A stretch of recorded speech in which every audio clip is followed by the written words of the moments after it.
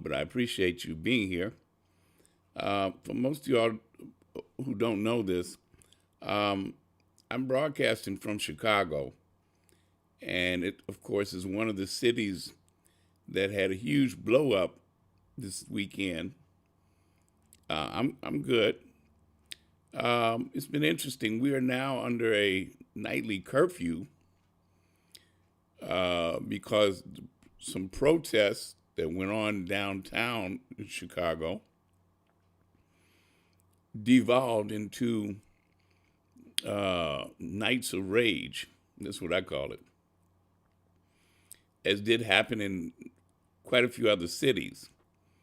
But I want to make it very clear from my perspective that there's two basic elements. There's the protesters, and then there's the destructors. Many of the destructors, the ones that come in and purposely break windows, turn over police cars, set them on fire, loot, and vandalize, even graffiti. I mean, on the buildings downtown, just bunches of them. That's a different group of people. And quite a few of them are from out of town who came here with the express purpose of causing trouble. Sometimes they go under the name anarchists. Some, and here's why it's so troubling in one respect. These are the folks that the present resident and the Attorney General, Pig Barr, are calling Antifa, the anti-fascists. Well, the anti-fascists do exist. We've seen them in other situations. And you can tell them because they come to demonstrations prepared just like the white nationalists do. Come with the mask on and tear gas is prepared, and sometimes they carry sticks and stones. And a few of them at times, depending on what state they're going to, some of them come armed just like the white nationalists. But that's not what we saw here. What we're seeing are basically the groups that challenge the police and the authorities. These are not the same ones that you see challenging the white supremacists. And in Chicago, where that's deep is this. This is one of the most segregated cities in the world. So when we see white people popping up at rallies, for an example, or demonstrations or protests that are basically called by Black Lives Matters or other black organizations, we immediately, we get concerned because we know that historically we have not seen the white demonstrators come out to black events. Looked up the other day, and a bunch of white young people were down the street from my house, and I'm in the heart of Inglewood, which y'all should know is the heart of the ghetto. And we had to stop and say, hold it, who all told y'all to come down here and do a demonstration? We didn't tell y'all to do that.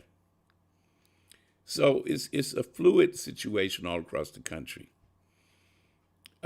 So I just wanted to let you all know I'm okay, and also give a little bit of perspective about what's going on.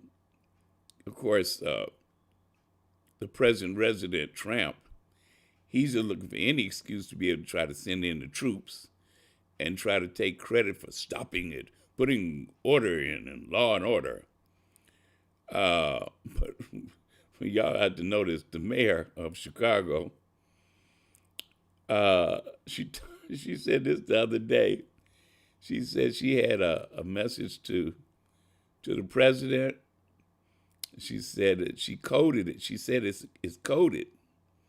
She said it's 2 words, begins with F and ends with U.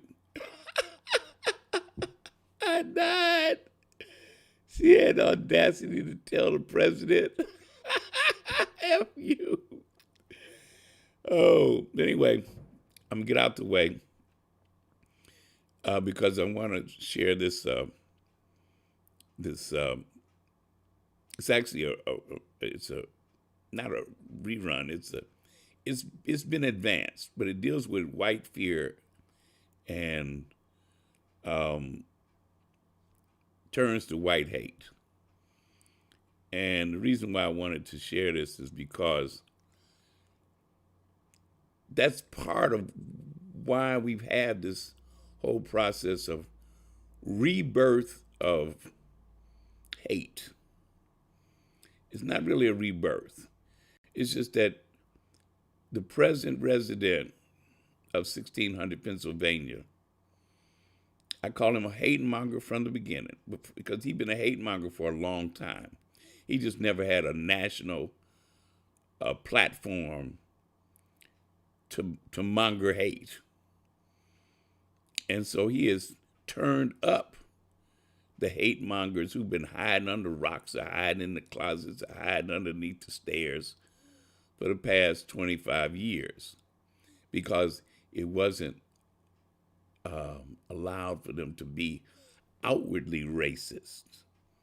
He's made it okay for them to be outwardly racist, stirring up stuff. And so all the different elements in the communities all across the country have become fired up, these racists. So I want you to see how a lot of this came to be. And a lot of it has to do with housing. A lot of it has to do with how we came to live where we live today. And maybe that'll help some folks understand better why there's so much anger, why so many young and older black folks just say, we tired. We tired of this. A lot of us have seen this before. We're tired. And a lot of young people say, well, no, we ain't going to go through what our parents went through. We're not going through what our grandparents went through. So keep your head up. Check out this video lesson right here on Consciousness Raising Online.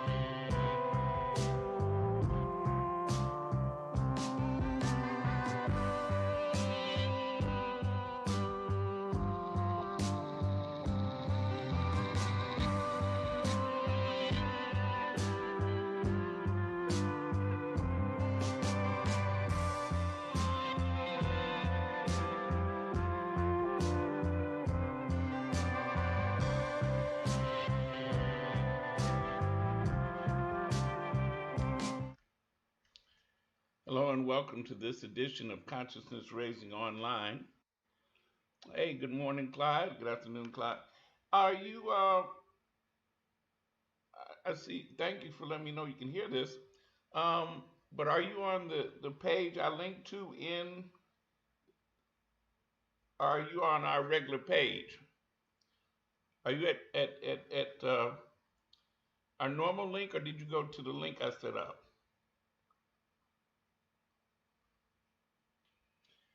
Okay, because what's happening is that I wasn't able to get to the link. Oh, okay, good. Thank you, thank you. All right. Uh, I did open the chat, so if you want to, you can chat on the chat section of YouTube. But this is cool too because I can see both of them. Um, what I'm going to do today is a little bit different in that I'm going to deal with two different things, but I'm going to show how they are extensions, how one is the extension of the other. Okay? Um, See, what we're dealing with right now that's really affecting us is an attack against us, men, women, and children. Okay? And I'll get to that in a few minutes because it's so deep and it hit me a couple of weeks ago that it's actually not new. What's happening is not new. And I realize it's part of white flight, and because of white fright, it is now white fight. Okay, let's take a step back first and take a quick look at white flight. In the 1950s, millions of middle class Americans left the cities for the suburbs.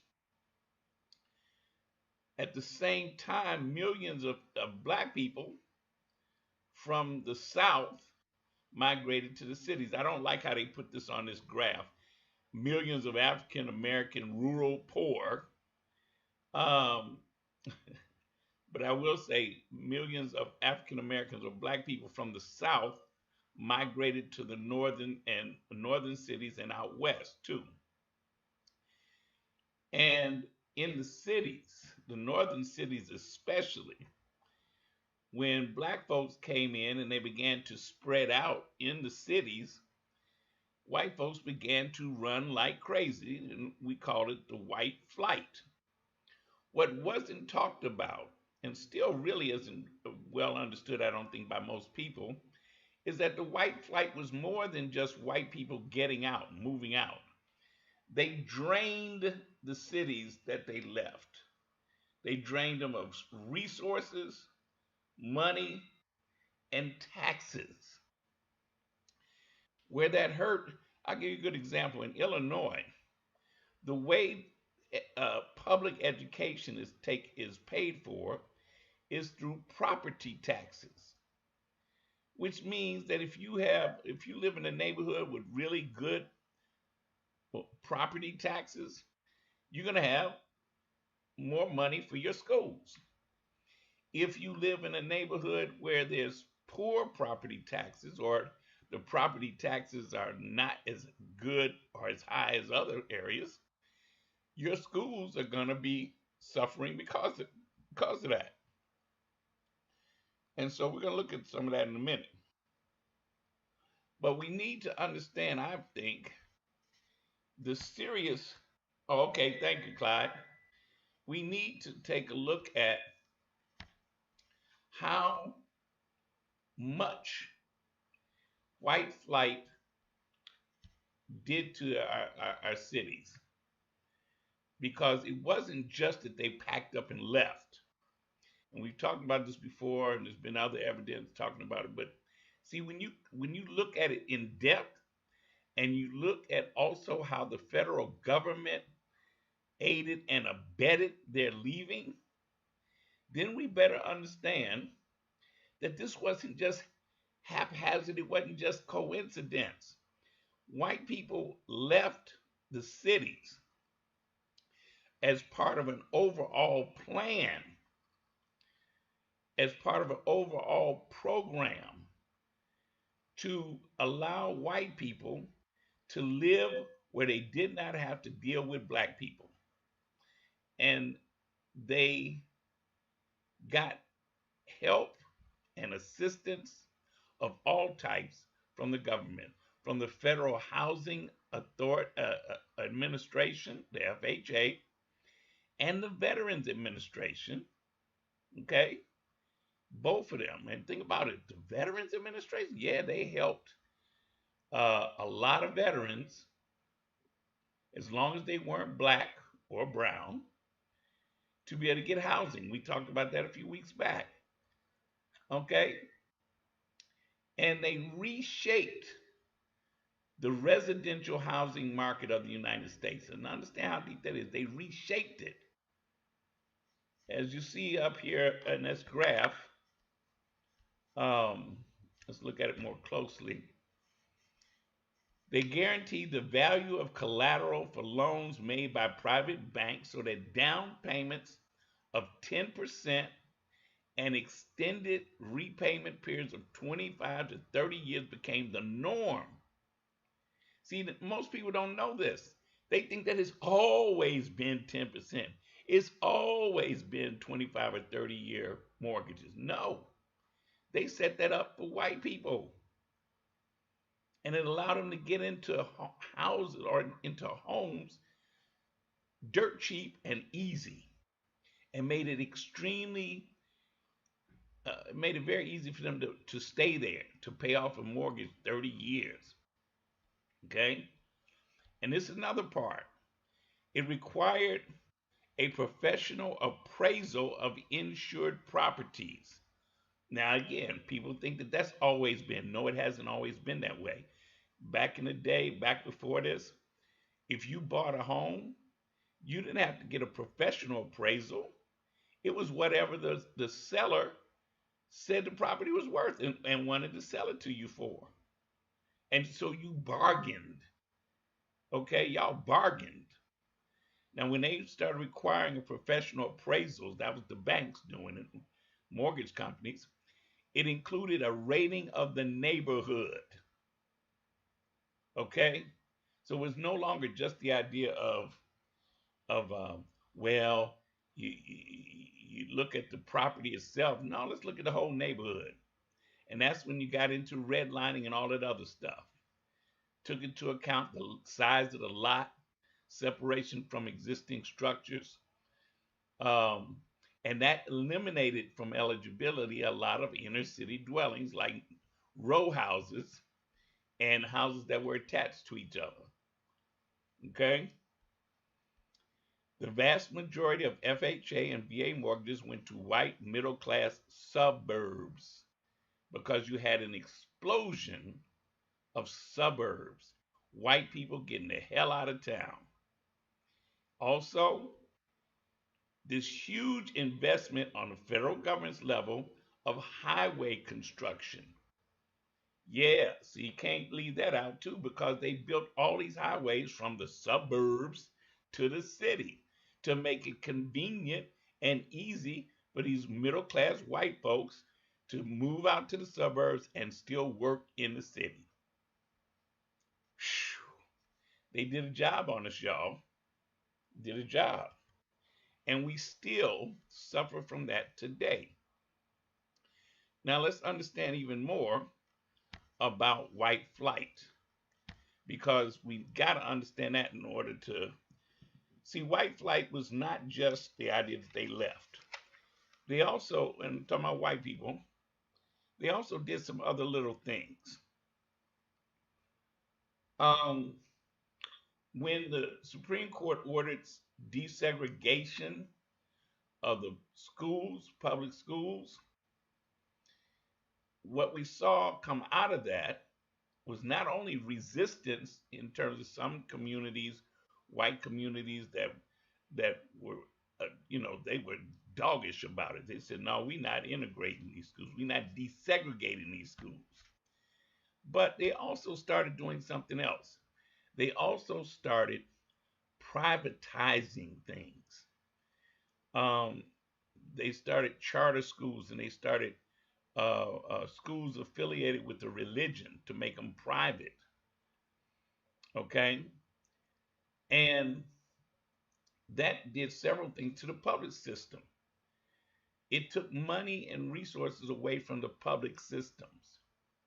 Now, I'm gonna say something here that um, probably has not been said enough.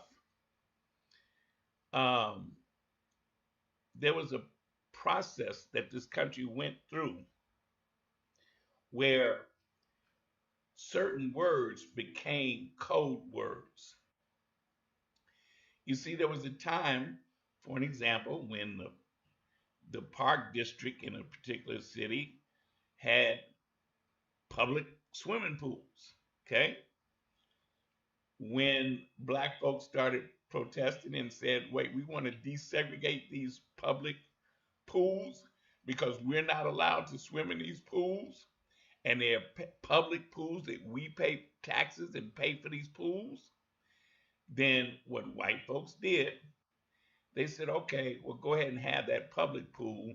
We're going to set up a private pool.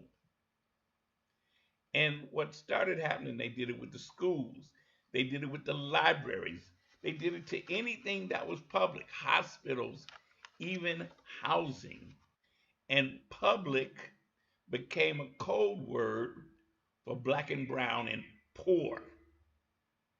So that now, what had been a really good thing, public housing, paid for by tax dollars and gave opportunities for people to have nice housing. Now they became public housing. That's where the black folks, poor folks live, right? Um, Public libraries. Oh well, that's where the poor folks go to. Public libraries. Uh, Public schools, same thing. Uh, they started deteriorating. So you had public housing, public libraries, public health, public hospitals. All of the things that got started getting labeled public was for poor and black people.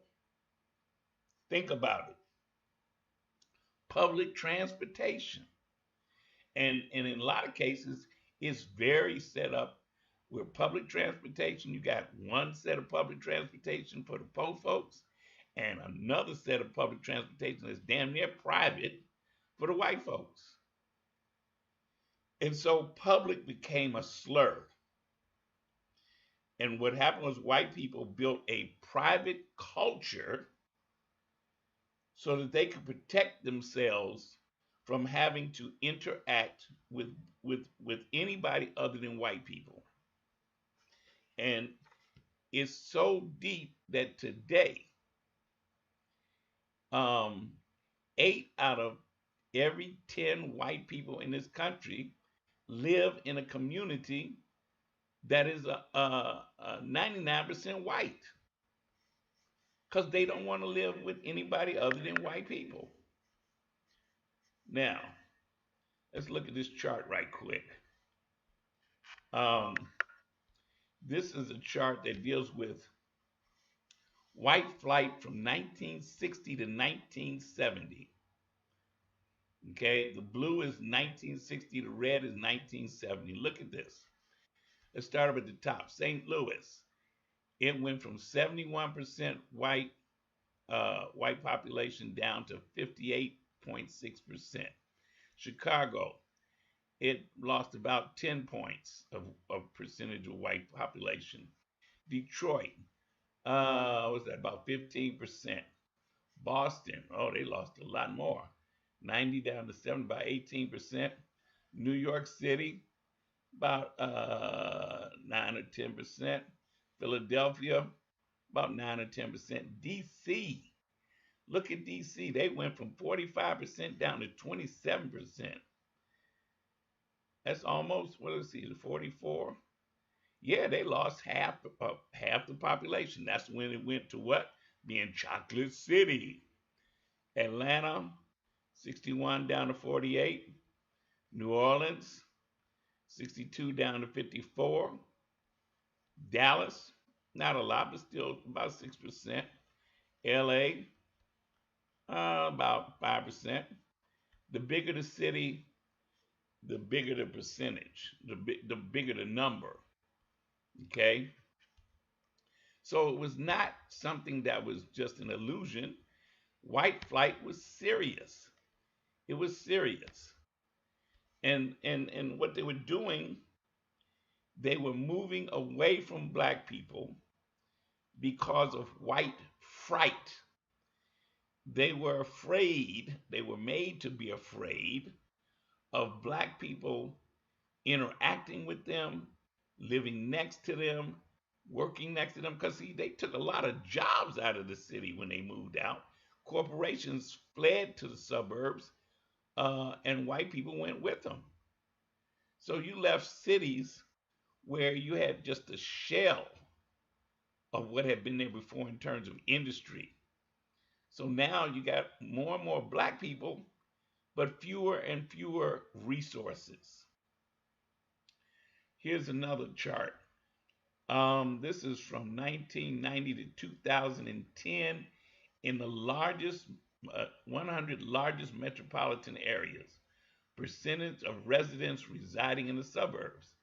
So now whites went from 1990 from 74% living in the suburbs to 2010, it jumped up maybe 4 points to 78%. Asians went from 54 to 62. But we're talking about a small physical number, though. Don't let that fool you. Hispanics from 47 to 59. And we started out the lowest, right? We still went from 37 to about half of the black folks in the country living in a suburban area in 100 largest metropolitan areas. What we got to understand, though, is that a lot of the suburbs, when it came to black people, they was post suburbs. They were segregated suburbs. Yeah. And what the white folks would do was um, they would refuse bond issues if it was going to pay for public spaces that would desegregate or allow black people to interact with them even more. See, and we don't pay attention a lot of times to bond issues, but that's how stuff gets paid for: schools, parks, libraries, transportation. And so when white folks would be voting on those things, if they thought it was going to help black folks have more access, they'd vote them down. I watched it happen dozens of times. Um, oh, thank you, Clyde. I'm sorry. But when I mentioned earlier about how the homes were bought, Clyde says, my first two homes were purchased by proposal and counter proposal. Yes, thank you, Clyde. Um, and that's how business was done. And that's why they changed it so that we would not be able to do that. It froze us out by them having that, by us having to get a professional appraisal, which was almost always a white man, who would come in and rate the property according to whatever is most advantage to the white person. And if it was done in such a way that the bank or the mortgage company could then say, well, Mr. Clyde, I'm sorry, but your credit is not good enough for that neighborhood. That neighborhood's in a neighborhood where we don't loan any money. Like, well, wait a minute, hold up. My money's good, right? Well, yeah, your money's good, just not good in that neighborhood. Oh man. So we got the other thing was that in the 90s, we saw a surge of suburban Republicans, suburban Republican power. because they surrounded the cities, which if they were getting a sizable black population in the city, most likely in most cases, or virtually all those cases, the the the, the black voters were Democrat voters. And so, as a counteraction, the suburbs that surrounded these cities, they became more and more Republican. Yeah, it's deep. Let's look at this map. This map a little bit closer.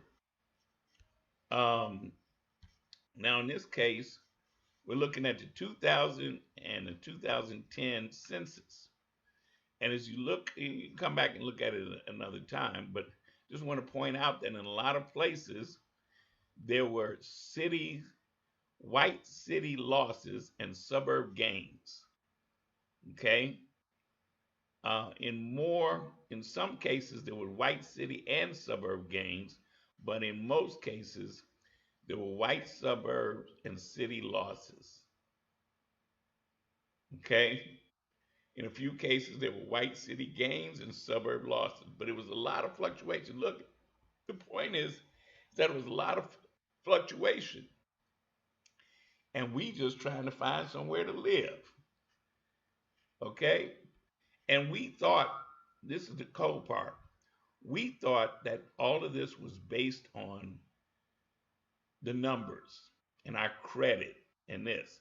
And we were all the time struggling to be acceptable, where our credit rating was acceptable, our credit score, our history of paying our bills, all those kinds of things. And the cold part is it didn't matter. What mattered was the bigger picture. Were the white folks willing at that point to allow us to move into that neighborhood? If they weren't, we wasn't getting that mortgage. We would be stuck in wherever we were at. Okay. Um,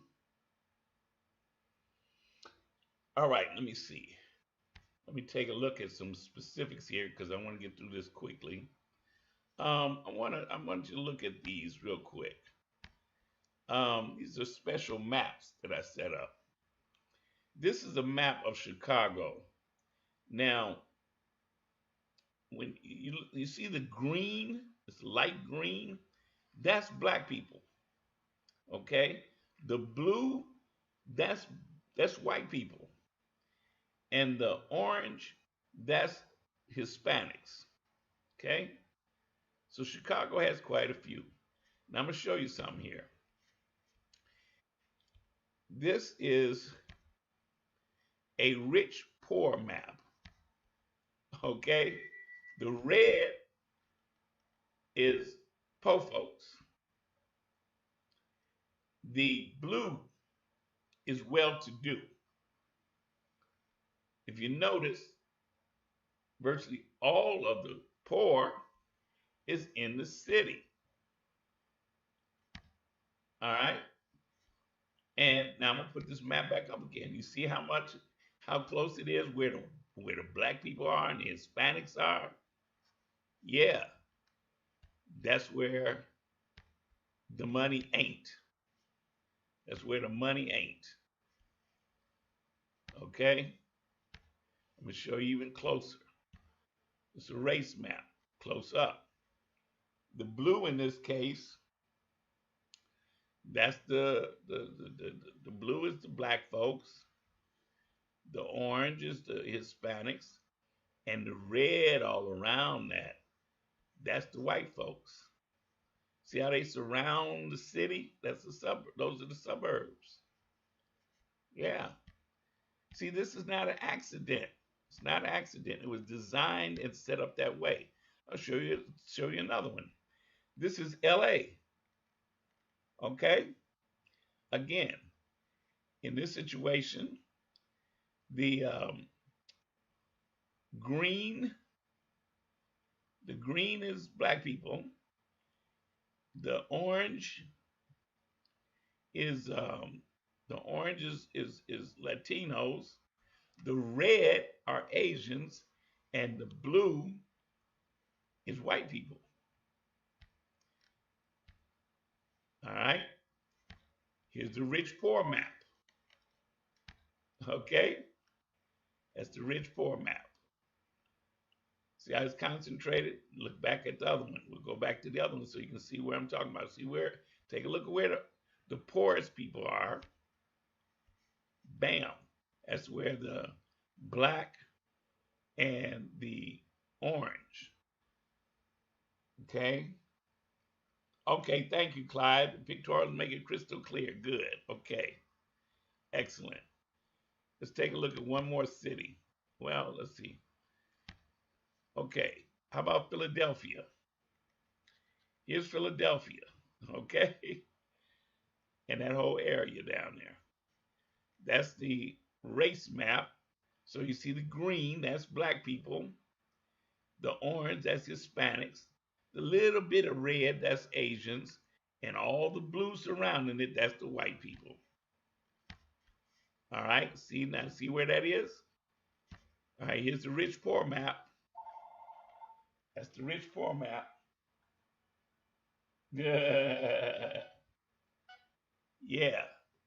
You want to see the other one again so you can see where it is? Here's the race map. Bam. Isn't that funny how these cities just have the poor people and it fits the poor folks is the people of color? One more time. All right.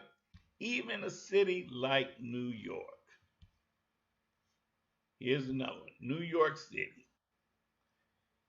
Green is black people. Red, that's them Asians. And the orange, that's those Hispanics. And the blue is the white folks. Again, surrounding all the people of color. And now look at the rich poor map. See, it follows the same patterns. Wherever we go, it's the same patterns, right? Let's see. Oh, now this one I want to show you a little bit deeper. St. Louis, because of course we saw Ferguson explode a couple of years ago. All right. Now let's look at this. This is you don't see hardly any um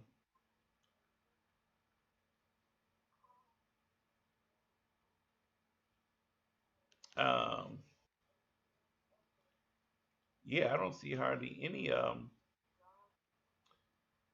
don't see hardly any Asians and I don't see hardly any Hispanics. Look at that. All right. Just green, which is black people, and blue, which is white people. And they really got them sectioned off. Now look at this. Now this is going to blow your mind. This is St. Louis in the 1940s to the 50s. In this case, the black is black people and the white is white people. Okay, that's St. Louis, 1940s to the 1950s. Okay, here's St. Louis, 1950s going towards the 1960s. All right, you want to see the contrast? Let's go back one time because they're starting to move out now. See, got them very well contained, right? Yeah. So now we get into the 60s, going into the 60s, and they're starting to spread out now, right? Whoa. And white folks, they didn't like that at all. Now we get to the 1990s to the 2000s. Bam! Whoa, Lord. They're everywhere. And where did the white people go? White people seem to be leaving the whole area. Okay? And now here's St. Louis in 2010. Bam! Ain't that something? Yeah. Yeah. In other words, the red is the decrease of white people, and the orange is a decrease of black people. The black is the increase of black people, and the white is the increase of white people. And now that gives us a better idea of why Ferguson had been treated like a revenue source, penalizing the people through petty fines. And I'm glad it happened because now, come to find out, a lot of urban centers are like that. They do that in Chicago. And one of the things they do in Chicago that we just finding out about is tickets, parking tickets. For years when I was growing up, you could get parking tickets all day long. They didn't matter. They didn't collect on them. I knew people that had stacks of parking tickets in their glove compartment in the back seat of their car. Nobody ever paid parking tickets. Then, about 20 years ago, I guess it was, somebody said to the mayor, look here, we can get a lot more dough if we just start collecting on them parking tickets. And virtually overnight, they started pressing us about paying parking tickets. And if you didn't pay, they had this brand new thing for us called the Denver Boot. And what would happen is you didn't pay the tickets, they would put what was called a boot on your car. It's a device that went on your wheel of your car so you couldn't move your car. And man, that messed up a lot of people. But it forced them to start paying them tickets. And parking tickets became a major revenue generator. Now, to make it worse, they started lowering the number of tickets to get a boot. Because it got down to the point where now I think it's now 3 tickets you can get the boot.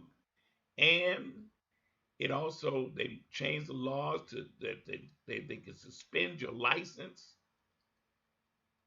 Now your driver's license wasn't necessarily attached to your car registration. So that if you had tickets in the city, they couldn't mess with your license, which was issued by the Secretary of State. But they changed the law so that now you get 3 tickets. They can put a boot on your car, and they can have your license suspended. So even if it ain't your car or you're not driving that car, as what happened with my mother, my very own mother, my brother, for over a year, was driving my mother's car downtown Chicago and parking it right in front of the building where he worked because he didn't feel like parking it. And he was usually late and got, about 50 tickets, which he didn't pay. And my mother didn't know it until one day she drove into the city because she lived in the suburbs, hardly came into the city at all. One day she came into the city for something and got pulled over, and they arrested my mama, took her to jail for all these unpaid parking tickets because they were on her car and now they was attached to her license. So she ended up having to pay them tickets, set up a payment plan so that my brother could pay them tickets, which he didn't do. So she ended up paying them eventually, taking out a loan to pay for them damn tickets. Yeah. So they do generators. Then they started thinking in my hometown, Chicago, of of putting up these cameras at stoplights, and the cameras would be timed that if you ran a stoplight, it would take the picture of your car and its license plate, and they would send you a ticket in the mail. That's been crazy. So all these things are generators, and they hurt people in the city, and especially poor people, the most. Then they started this one. You have to have you have to have a state license plate. And in most cities, you have to have a city sticker that goes in your window.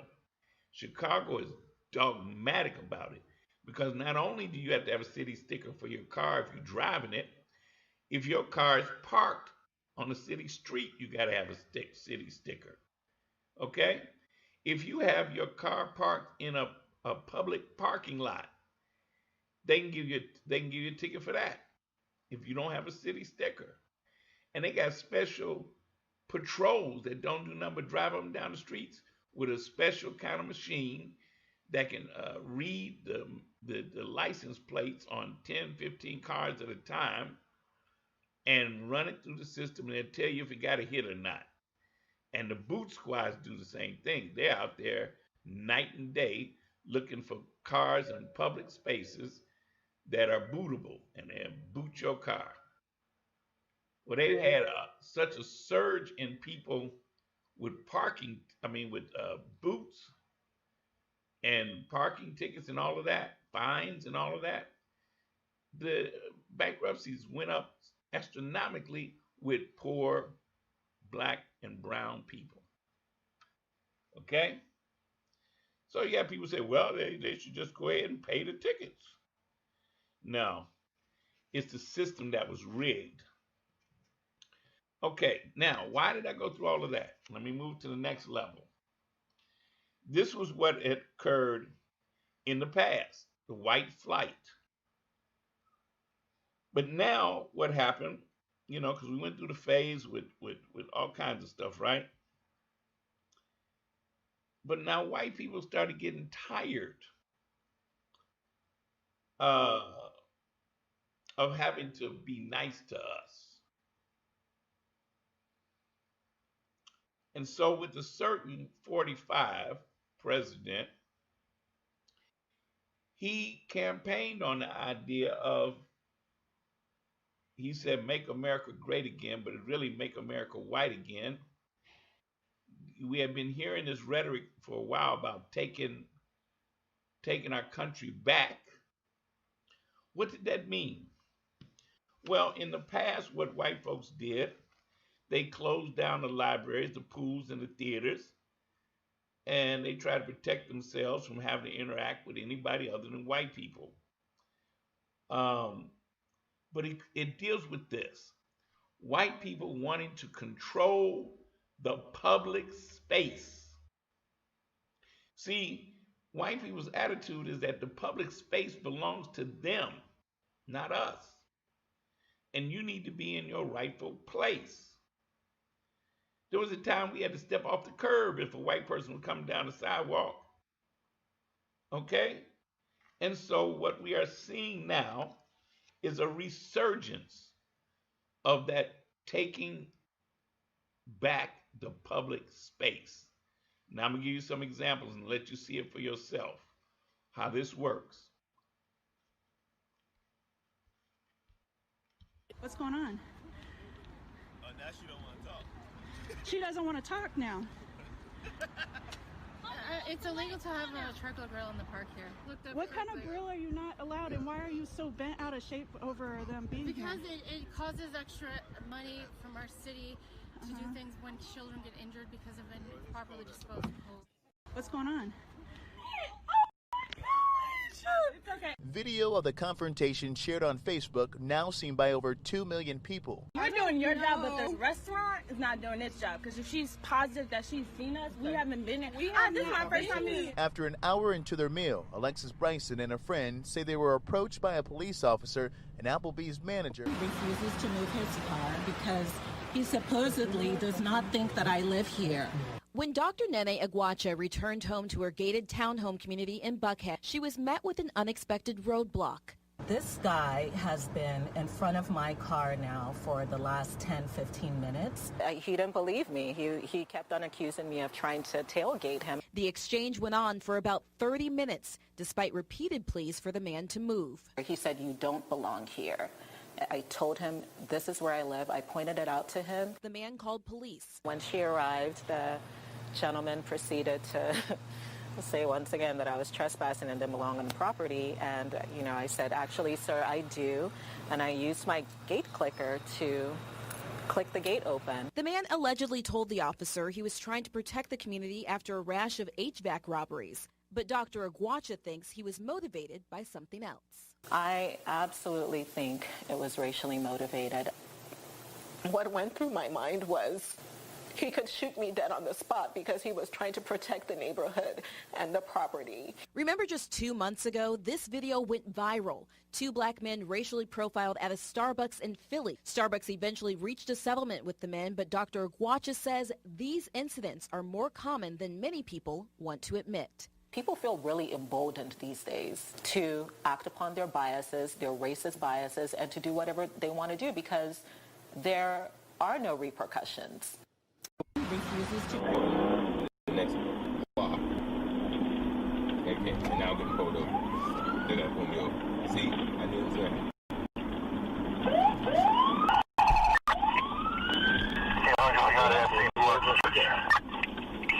300 as a St. Mark's Church, hold here. All right. Got my...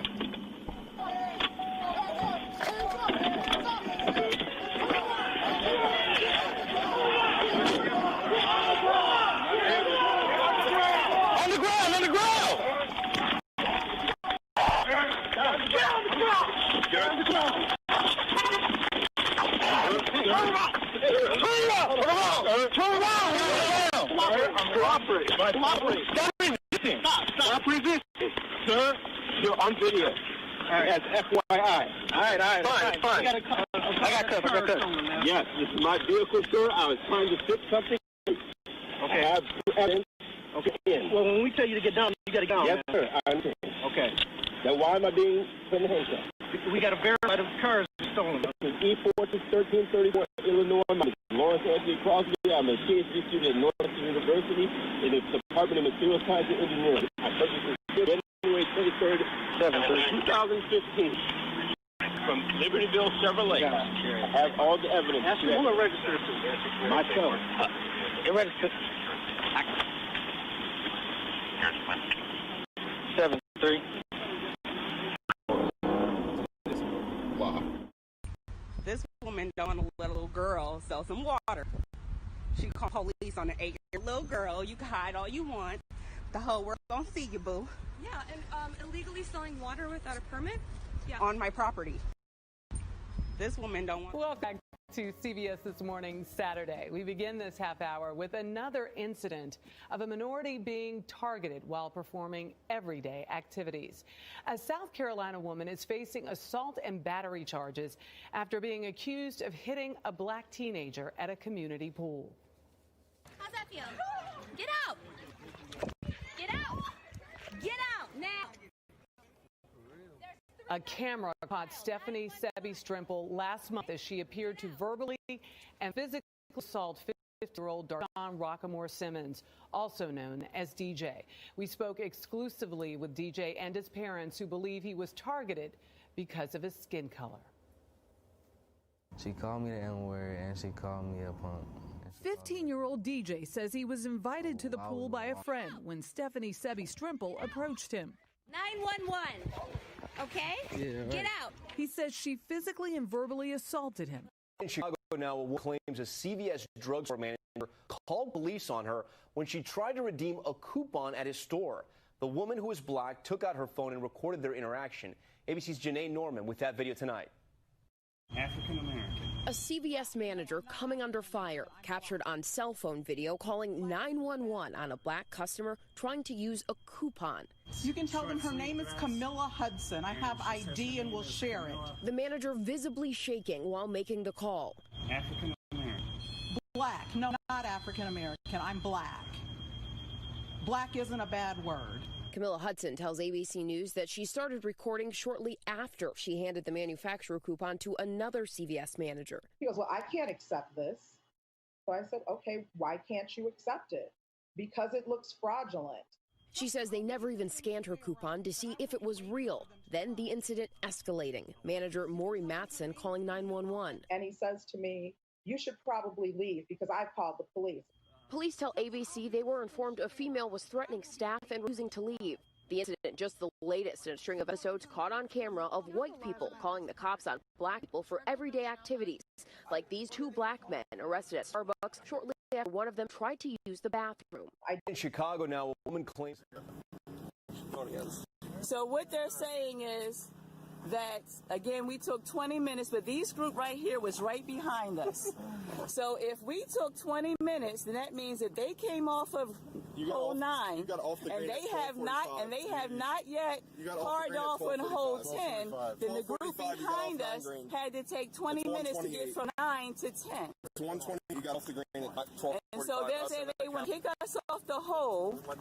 And this is former Commissioner Steve Chronister. Congratulations, you're a real winner. So they say they want to kick us off the hole because we took a break in between the holes, and the people behind us had not even teed off yet.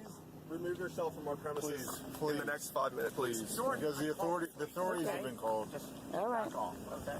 Yes, back off. You don't what you want. Yep. This is what she does for a living. It's fine. Okay. They asked you 3 times now to remove yourself from the premises. You have yet to remove yourself. Why is it that we took? Why did you say you removed us from the premises? What was the conversation? You came to us. We were trying to tee off, and you came. 5 of you men came up to us. So we said, "Hey, can you move along quicker, please?" No. We were just about to tee off. The group took a beer break, and so we were about to tee off, and you just came to us saying we had to leave. All right. I don't appreciate you getting me on video. It's a public place, and you wouldn't be involved if you didn't say anything. And so now they're just starting. Leaving? I've never had a conversation with anyone. They're just starting to tee off now after they got their soda, they got their beer, they got their drink. Yeah. Now they're just starting to tee off. Yeah. And this is the group that was behind us the whole time. Yeah. So what they're saying... Sir, what's going on? Gunshots in the store. Gunshots, and a 22-year-old black man, John Crawford, lay dying on the floor of a Walmart in Beaver Creek, Ohio. Shot and killed by a white police officer, as seen here on surveillance video, almost immediately when they approached him. Crawford had been in the store for several minutes, holding a gun and talking on his cell phone. An eyewitness named Ronald Ritchie called 911. There's a gentleman walking around with a gun in the store. Is he got it pulled out? Yeah, he's like pointing at people. What does he look like? He's a black male, probably about 6 foot tall. Police were dispatched to the store, thinking they were headed to an active shooter situation based on the witness who called 911. They didn't know Crawford was holding a toy gun he had picked up in the store. 5 weeks later, the 911 caller told the Guardian newspaper, quote, "At no point did he shoulder the rifle and point it at somebody." He also said something similar to our CNN affiliate WHIO. He wasn't actually like holding it to get it ready to shoot somebody. Ronald Ritchie has not returned our calls for comment, and neither the police or the state attorney would talk to us about Ritchie, who is an important witness to the case. Crawford's girlfriend had been waiting in their car. After the shooting, police questioned her, accusing her of lying, asking her where Crawford got the gun, even saying she appeared to be high on drugs. You understand that we're investigating a serious incident. You lied to me, and you might be on your way to jail. Where did you get this gun? Sir, I don't know. Later in the 90-minute drilling by police, word came that Crawford had died. Well, to let you know, unfortunately, John has passed away as a result of this. What happened there wasn't a good thing. Less than 2 months later, the grand jury's decision was announced. The grand jury deliberated, and they returned no indictment. They decided that the police officers and the police officer... There's nothing right about this, and there's nothing right to call the police on someone just because of their skin tone. It's what 22-year-old Jordan McDowell experienced while buying snacks inside a Santa Fe Allsups on Cerrillos. The first thing that popped in my mind absolutely was just discrimination. Recorded on cell phone video, an employee called police to kick Jordan out and said this. He's just being arrogant because he's black. Oh, so I'm arrogant because I'm black? In that moment, only thing I felt at the small moment was rage. He went to Allsups around 8 last Friday night for candy. As he paid for some, then looked around for more, Jordan noticed something. She had been in the corner the whole time watching. They said I was sketchy because I picked stuff up, put stuff back. The employee called police. Now I want him out of the store right now. He's just being arrogant because he's black. Police spoke to Jordan and the employee, but didn't take any action. We confronted the employee today inside the store where she made those comments. She first denied saying anything. We played her a copy of the video. She still denied saying anything and then refused to talk to us. Racism in America never truly died. A pre-med Xavier University student, Jordan has been in Santa Fe for 2 weeks studying Native American culture. He says he doesn't harbor bad feelings, but wants others to know what happened. I just want everyone to know that you still have a voice. There's nothing. Wow. I let those play through because I just wanted to give you, they were basically self-explanatory. And we're familiar with this now because it's happened so much. Some people have the idea that it's not actually happening more, is that we have more cameras, but it actually is both. It is happening more because it is part of the take back the public space. White people are taking back the public space. And they're saying, you don't belong here. You don't belong here. And we will call the police. And think about this. When the police get called on a black person, we know and they know, the people calling the police know that you can perhaps be arrested, you might be beaten up, and you might get killed. So when they call the police, they're wanting one of those things to happen. Okay? Now I saved two for last because they affected me so much. And they are the epitome of the public space take back. And it's based around, as I said at the beginning, I said, white fight. See, they're digging in, they're fighting back. See, before they packed up and left, but now they're taking it back. And so they're fighting back. So it's white fight because of white fright. And if you listen to the police, if you listen to the white folks that call the police, especially white women, right? They say, oh, I was afraid. I was afraid. The police say I was afraid for my life. I was in fear of my life. White women say, oh, I was afraid. I saw a black guy. That's white fright. Now I'm going to show you a short video of Stephon Clark's murder. And it's going to be kind of interesting because it's 3 different angles. And then I'm going to go straight to one of the worst situations that we ever saw with our children and the police. And then we'll close.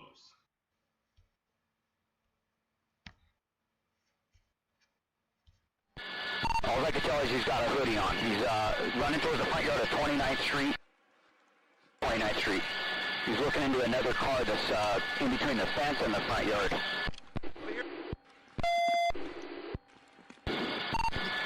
Started ground unit Scott, so it looks like might be getting one at gunpoint. Hey! Show me your hands! Stop! Stop! Question something.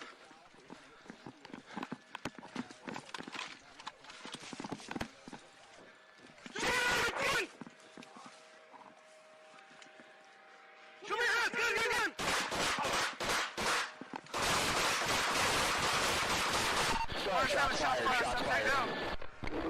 Copy, shots fired. Show your hands! See your hands!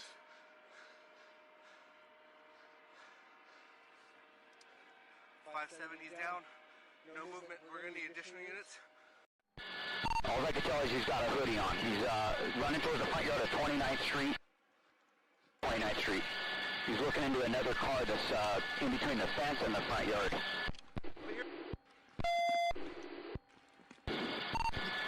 Started ground unit Scott, so it looks like might be getting one at gunpoint. Hey! Show your hands! Stop! Stop! 5-7 south.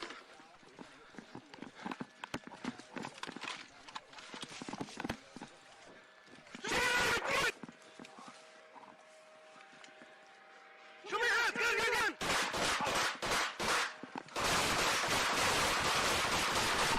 Shots fired. Copy, shots fired. Show your hands! See your hands!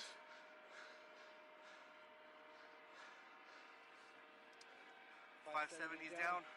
No movement. We're gonna need additional units.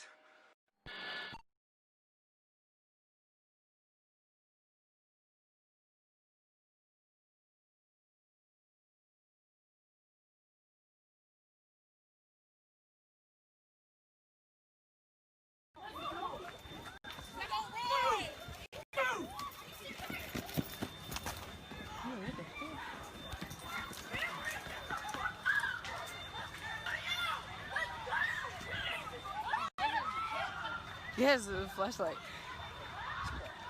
I got a flashlight, my nigga. Oh shit. Oh shit, bro. This nigga fell. Do you see him? Hey, let me go give it to him. No, I wanna give it to him. No. Hey, let me give it to him. I want to give it to him.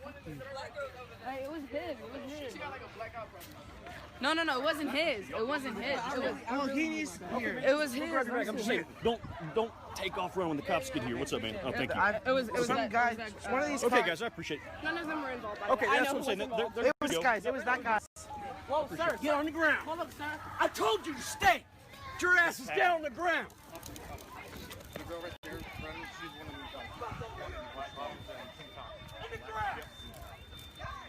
Damn, bro, we're hoopers.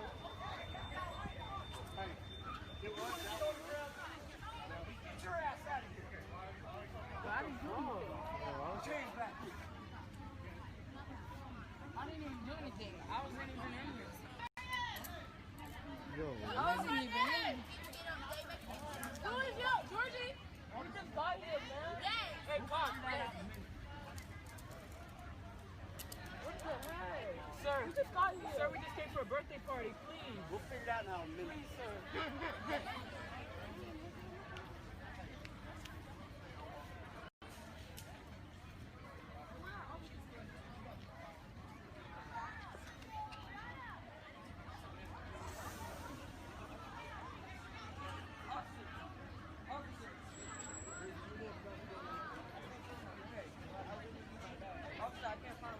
I don't care. Sit down. Sit down. Yo, Richard, what color was it? It's navy blue. I know where it is. That's evading. So right now you're staying. Don't make me fucking run around here with 30 pounds of goddamn gear on the sun because you want to screw around out here. Y'all keep standing there and run your mouths. You're gonna go too. Get out of here. I already told you. Leave. I don't care. Leave. You're leaving now. You're leaving now. You are leaving now. Leave. That way. Then get your ass going. Keep running your mouth. Leave. Yo, Jelfer, what the fuck is going on? Why is he acting so crazy?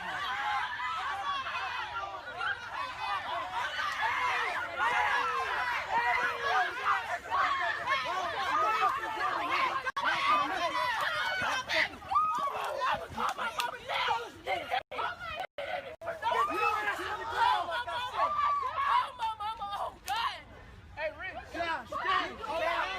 Open your face. Hey,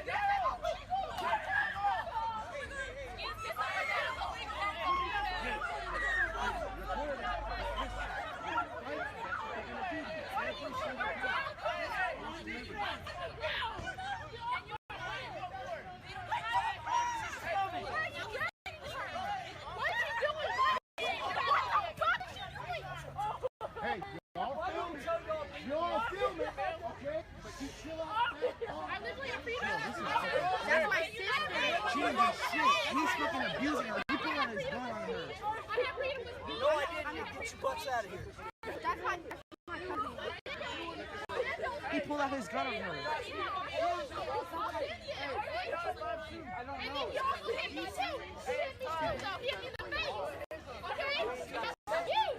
Get out of here or you're going too.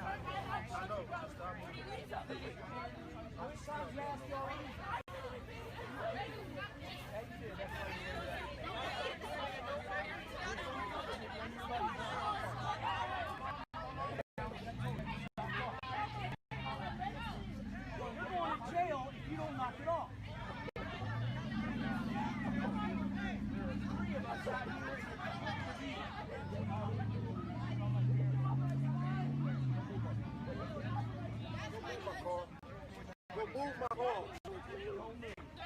Jordan. Laura.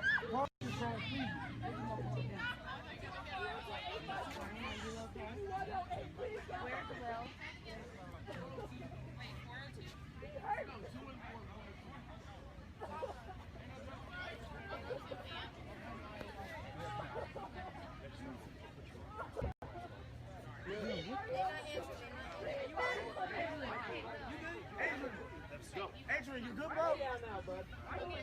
Adrian, hey, I'm gonna tell you one more time, get your ass out of here. Y'all get across the street. Adrian, across the street, you're going too. Adrian.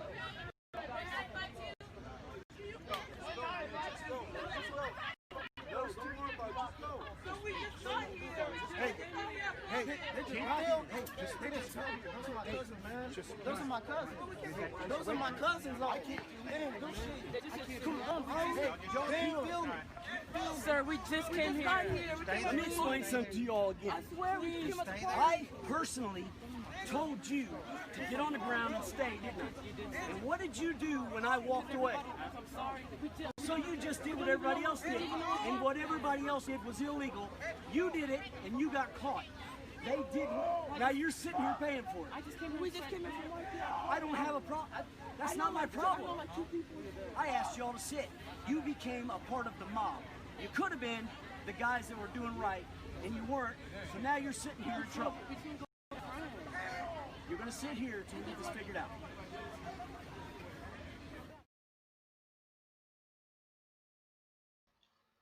Oh boy. You know, I played that entire piece because I wanted you to feel what I felt watching it. I don't think I've seen anything that so demonstrated the utter racism of some of these police and how that one police, he was allowed to just run berserk on those children. And if you notice, he only dealt with the black children because there were white kids all around. In fact, the person who shot the video on his phone was a white boy. He didn't say nothing to him. He didn't say nothing to the other white kids. All he did was sort out the black kids. And when he attacked that girl, that was an attack. That was an assault. And so I wanted that to be there to demonstrate clearly what white fight means. I mean, he came in thinking he was John Wayne or somebody and acted a fool on those children. And I don't know if you saw it, but there was one black man who came up after a while, and he didn't even have, I guess he said, well, it's not, I can do this to police. So he stood there and he watched and he tried to talk to some of the kids. And when the police would tell him, get out of here, some of the other kids, he would tell him, go on, get out of here. And so I guess he called himself observing, but all of that was illegal as hell. So I'm going to close with that. Yeah, it happened in Texas. That's right. It happened in Texas. But it was one of the earlier incidents that let us know what was coming. Okay? It let us know what was coming because we've seen it over and over and over again. And so we need to understand it's not anything new. It's a continuation of the policies and the beliefs of the people in this country. So many white people, not all of them, but so many of them who believe that this space is theirs. The public space is theirs. And this fight back is about making us feel so uncomfortable that we don't want to go into these spaces. And they can have their space back private the way they want it without you black people around. So we need to understand it and be prepared for the next stage, because there's going to be a next stage, you know, beating us and killing us and abusing our children and our wives and our daughters and our sisters and our mothers. That's not enough, because too many of us still want to have access to public places. And so be prepared. There's going to be a next level and the next level. All right. Thank you, Clyde. As always, I say, what? I say, no justice, no peace, no love, KNOW. And I close out with a little bit more, but we're gone.